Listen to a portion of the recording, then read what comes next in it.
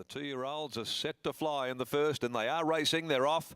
Dropping out Professional just after the start. Ionics began only fairly from the inside. The first to leave is the newcomer, Jester Noir. You're the one for me. Jumped away well. And also Amelia's Laboot came out running, but she's three deep, settling through the first couple of hundred. The grey Ionics kicked up on the inside soon after the start from Ride On. Wild Galah three deep as well. A length and a half away then to Perceive. Then came on the inside American Soul, getting back with Aura Sky, Bombay Style, and Professional is last as they head by the 600-metre mark. Over on the inside, You're the One for Me led narrowly, was able to kick up and hold the front by a slender margin, Jester Noir. The odds-on favourites having to work very wide on the track. Then on the outside, Amelia's Laboot. Around them, Wild Galah, the lime green jacket, looking for the way clear. Down on the inside, then is Ionics, followed by Ride On. Now to the outside, Aura Sky begins to wind up as well. Jester Noir in front, not for long. Amelia's Laboot joined it. Ionics got the split through. Down the outside, Wild Galah. Amelia's Laboot on the outside at the 150 in front from Jester Noir. Over on the inside is Ionics, but she lets down now this Hinchinbrook filly. She draws away, pricked her ears up, and she drew clear. Won it comfortably, Amelia's Laboot from Ionics. Jester Noir or deep out, Aura Sky. Camera for third from Ride On, Wild Galah. American Soul got home pretty well on the inside, just behind those with Jester Noir pulling up quickly. A gap Perceived, then came on the outside, Bombay Style. Further back, Professional, and You're the One for Me finished tailed off. That's a great debut by Amelia's Laboot. Big filly, former $280,000 yearling purchase by Hinchinbrook out of the Dahir mare Dance with Zeal, raced by Peter Walsh. And she has dominated the race three deep without cover on speed and has run 1:13.04 on debut. $1.70, 1:30. They were keen to take any price at the finish. Ionics will be second. Now, I think we might have got Jester Noir twice in the run on there. It has run third just and then pulled up very quickly in the run past the post. It has run third in front of Aura Sky.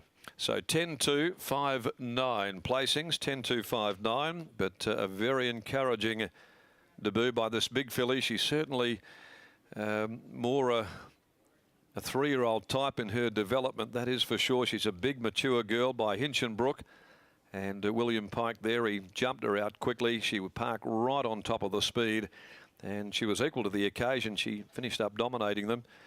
Ionics second home. Mitchell Pateman for Roy Rogers. Jester Noir by Blackfriars out of Lucetta. Paul Jordan, Ryan Hill in third placing. Aura Sky fourth. A length and a half by 1.5 in 1:13.04. But a most impressive win here by this very, very big filly. Now, race two, the Morley Growers Market Handicap for the three-year-olds over 1,200 at 152. Number 7, Love Always, came out at 12.44 today. The one scratching out of race number 2. Well, Simon Miller's about to join us here.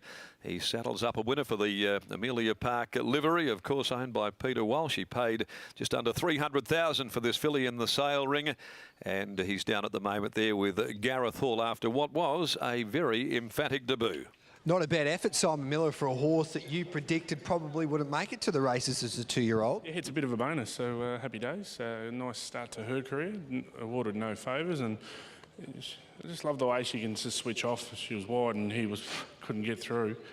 Just come back a bit and she chilled, and when he asked her to go, she quickened up pretty quick. So, and he didn't get into her and she floated to the line. So yeah, she's going places. With her breeding and her page, and of course she's paid up for West Speed, she might be a bit of a bargain in the end. Well, so far, but we've still got a long way to go. But I mean, it's a bonus at the moment. I know it's a bit of a cliche. She'll be a bit of 3 than 2, but if you just have a look at the size of her in them.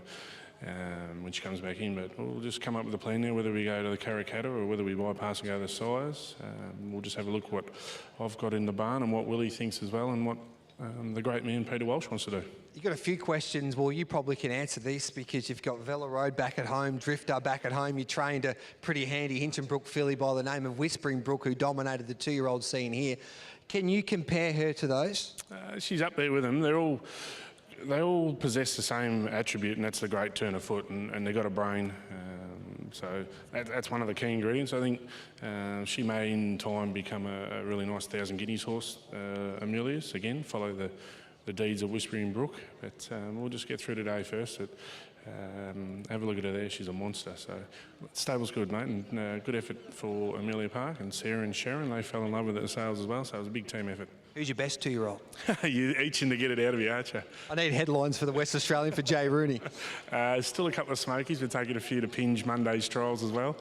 We're in a very good position, Gareth. Yeah, look, I'm happy with where we're at. Oh, we can't get it out of him. Thanks for that, Simon. I'm giving you nothing again, sorry. That's terrible. S.A. Miller there. Brittany Taylor's about to catch up with Willie Pike. And Brittany, Willie Pike's ridden a couple of really nice 2-year-olds, Kiss the Breeze, a Cetro, Drift Star that was on debut, and he finds himself here on Amelia's Laboo. Might be a difficult choice for Willie for the Karrakatta coming up shortly. Here's Brittany and Willie. We will ask him. Willie, Gareth just mentioning you've ridden a number of nice 2-year-olds this season. Where does this filly compare?